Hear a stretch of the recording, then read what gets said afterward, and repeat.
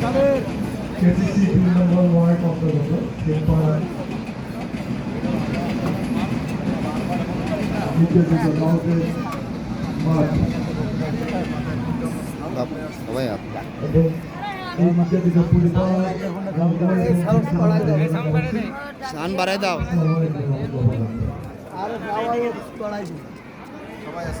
আজকে এই মতবিনিময় সভায় সভাপতিত্ব করছে আলহাজ নাসিরউদ্দিন পাটোয়ারি। মন্তব্য করতে আছেন আমাদের বিএনপির সাধারণ সম্পাদক আবু সাইদ আব্বাস, সাধারণ সম্পাদক সোহাগ হোসেন, আমাদের নির্বাচন পরিচালনা কমিটি সম্মানিত আহ্বায়ক এনামুল হক ডায়মন্ড সহ এই ওয়ার্ডের সভাপতি, সাধারণ সম্পাদক, ছাত্র যুবদল, শিক্ষক দল এবং অন্যান্য সংগঠনের নেতৃবৃন্দ, আসসালামু আলাইকুম রহমতুল্লাহ। ওয়ালাইকুম আসসালাম। আজকে আমার সামনে যারা বসে আছেন তারা এই অঞ্চলে একসঙ্গে বসবাস করতেন। আজকে সবাই নির্যাতিত এবং এই এলাকা থেকে যাদেরকে ভিডিও হইছে কাছে খোলা আছে, মোবাইল 5টা চলতেছে। প্রথমে আমি সকল পরিবারের প্রতি সহানুভূতি জানাই, শ্রদ্ধা জানাই এবং অন্যায়ভাবে বিধান অফিসে উচ্ছেদের প্রতিবাদ জানাই।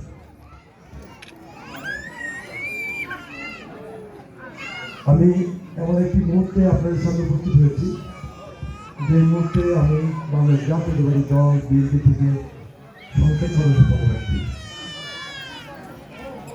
যেহেতু সংসদ সদস্য পদপ্রার্থী নির্বাচনের তফসিল ঘোষণা হয়েছে, তাই নির্বাচনী আচরণ বিধি মেনে আমাদের চলতে হবে। বসেন ভাই। তুমি কথা বলতে পারি এলাকার সন্তান হিসাবে অতীতেও সবসময় নির্যাতিত মানুষের পাশে থেকেছি, এখনো আছি, ইনশাল্লাহ আগামীতেও থাকবো।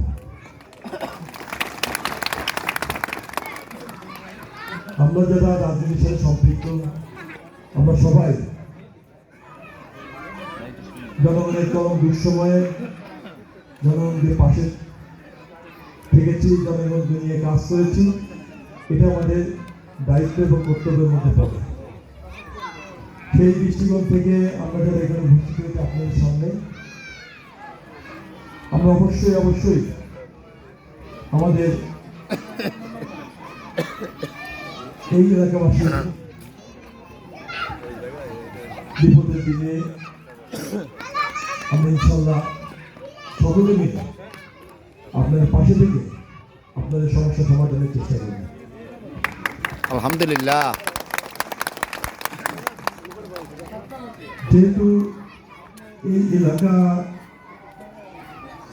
এবং যে এলাকায় ছিলেন সেই এলাকাটি একটি সংস্থার অধীনে আমরা যদি সুযোগ পাই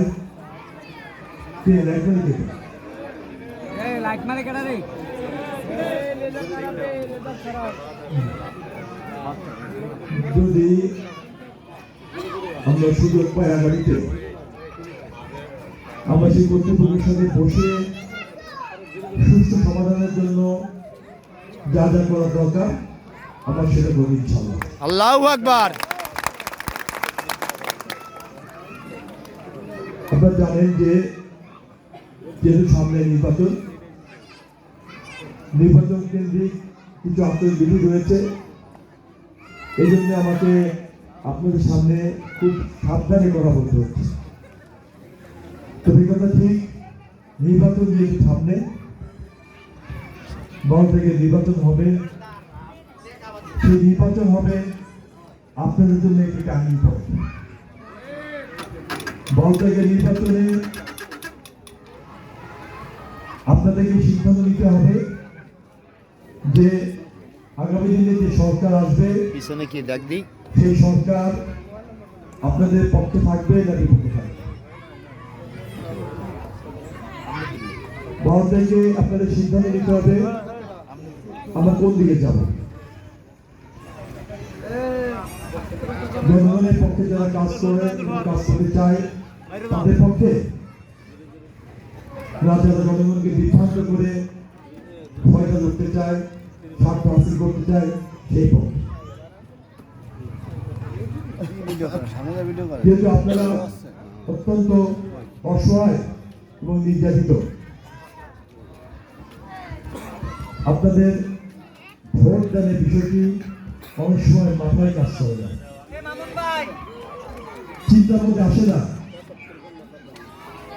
কারণ আপনাদের অসহায়ত্ব সুযোগ নিয়ে এক শ্রেণী অসাধু গুপ্ত বাহিনী, যারা ইতিমধ্যে বিভিন্ন জায়গায় আমি দেখেছি বিভ্রান্ত করে ভোট নেওয়ার চেষ্টা করছে। তারা জানে যে এই যে আপনাদের মধ্যে যারা নিজেদের পরিবার আছে, তারা খুব একটা বেশি ভোট নিয়ে চিন্তা ভাবনা করে না। তাদের কাছে বিভিন্ন লোক, বিভিন্ন ভয় প্রলোভন দেখিয়ে সহজে ভোটটি নিয়ে আসা যায়। এই জন্য তারা বিভিন্ন সময়ে কখনো কখনো পয়সার লোভ দেখায়, কখনো কখনো ভয় ভীতি দেখায়, পেয়েছে দুজনের লোভ দেখিয়ে ভোটটি নিয়ে যায়। এই কাজগুলো শুধু যে আপনাদের জন্য হচ্ছে তা নয়, বিভিন্ন জায়গায় বিনাশনে, বিভিন্ন জায়গায় যারা অসহায় নির্যাতিত পরিবার আছে তাদের কাছে বেশি বেশি করে এই কাজগুলো হচ্ছে। ছোট উদাহরণ দিয়ে বলতে পারি, আমরা সবাই যখন একটি দুশ্চিন্তার মধ্যে থাকি, বিশেষ করে আমাদের এই ভাইদের কথা বলতে পারি, যেখানে মাথা গোটার ঠাঁই নেই, ভবিষ্যতে কিভাবে নতুনভাবে সন্তানদের নিয়ে বসবাস করবো, এই চিন্তার মধ্যে ব্যতিব্যস্ত থাকি, তখন যদি সামনে ভোট, ওই শ্রেণী আপনাদেরকে বিভ্রান্ত করার জন্য বিভিন্নভাবে পয়সা প্রস্তাবনা দিয়ে ভোটটা কিনতে চায়, টাকা অফার দিয়ে ভোটটি কিনতে চায়, কিংবা এমনও করে যে এই মার্কায় ভোট দিলে আপনি দেশে যেতে পারবেন, এমনটাও করছে অনেক জায়গায়। আমরা জানি যে মানুষ বেহেশতে পাঠানোর ক্ষমতা রাখে না, বেহেশতে পাঠানোর মালিক একমাত্র আল্লাহ তাআলা। আল্লাহ তাআলা জানেন এবং তিনি সিদ্ধান্ত দিবেন কে দোজখে যাবে, কে বেহেশতে যাবে। বিচার দিনের মালিক আল্লাহ। সূরা ফাতিহা 3 নম্বর আয়াতে আছে, বিচার দিনের মালিক আল্লাহ, মালিক ইয়াউমিদ্দিন। তে আল্লাহ ক্ষমতা যে নিজের হাতে নিয়ে আপনাকে বেহেশতে টিকিট দিচ্ছে, সে কি করছে? শিরক না? শিরক, চরম শিরকি করছে। আর যারা বিভ্রান্ত হয়ে এটা বিশ্বাস করছে, যারা বিভ্রান্ত হয়ে এটা বিশ্বাস করছেন যে এইভাবে শর্টকাট উপায়ে বেহেশতে যাওয়া যায়, তারাও কিন্তু প্রকান্তরে এই জিনিসটাকে মেনে নিচ্ছেন কিংবা সমর্থন করছেন। তাহলে আপনিও শিরকের মধ্যে পড়ে যাওয়ার সম্ভাবনা রয়েছে। সুতরাং সাবধানভাবে থাকবেন যে শিরকি কাজে আমরা কখনো সমর্থন করব না। আর এটা নিশ্চিত, মানুষ কখনো বেহেশতে পাঠানোর ক্ষমতা রাখে না। ঠিক। আরো যদি উদাহরণ দিয়ে ছোট্ট করে বলি, কেউ যদি এরকম করতে আসে, তাকে বলবেন, আপনার বাসার থেকে কোরআন শরীফ নিয়ে তার সামনে রেখে বলবেন, তুমি আগে কোরআন শরীফ দিয়ে আমাকে দেখাও তোমার টিকিটটা কনফার্ম হয়েছে কিনা, নাকি? ঠিক। ওকে আগে বলবেন তুমি ছুঁয়ে দেখাও তোমার টিকিট কনফার্ম হয়েছে কিনা। যদি তুমি ছুঁয়ে দেখাও, আমি তাহলে চিন্তা করবো। হ্যাঁ, আমার বোন বলেছেন তাও করবো না। সে জানে, সে নিশ্চিত জানে যে এটা শিরকি। এভাবে বেহেশতে পাঠানো যায় না। তাই যদি যেত, মানুষ ভালো মন্দ এই কাজগুলো করতো না। কোনটা ভালো কাজ, কোনটা মন্দ কাজ পড়তো না, নামাজ পড়তো না, পড়তো সিল মারতো আর টিকিট বেঁচে চলে যেত, সিল মারতো বেঁচে চলে যেত নাকি? এই যে শীতকাল বেলা না, শীতকালে ফজরের ওয়াক্তে কিংবা তাহাজ্জুদের সময় যে ঠান্ডা পানিতে ওযু করতে হয়, কত কষ্ট ঘুমোতে উঠে করতে গেল মানুষ। আল্লাহ কাছে কান্নাকাটি করতো, মাপ চাইতো না।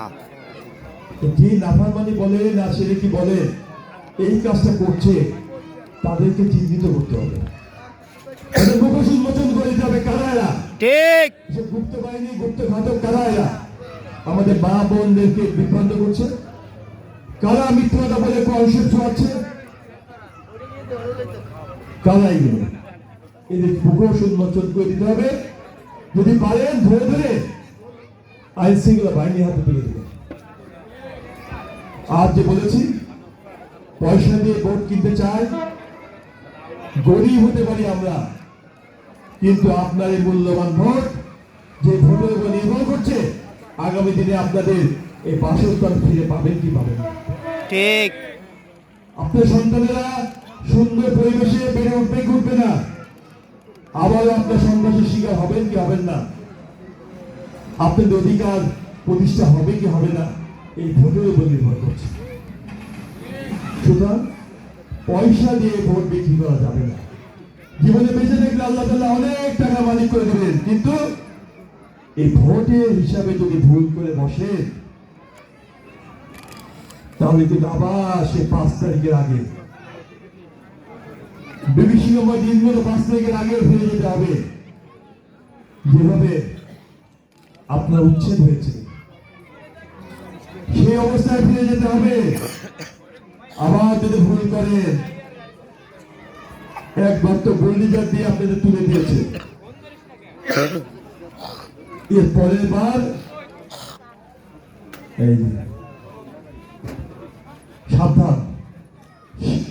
পবিত্র আমানত ভোট অনেক জীবনের বিনিময়ে, অনেক গুমের বিনিময়ে, খুনের বিনিময়ে, অনেক মানুষের বন্ধুত্বের বিনিময়ে ভোট আপনি ফিরে পেয়েছেন। হ্যাঁ, ১৭ বছর পর ভোট ফিরে পেয়েছে।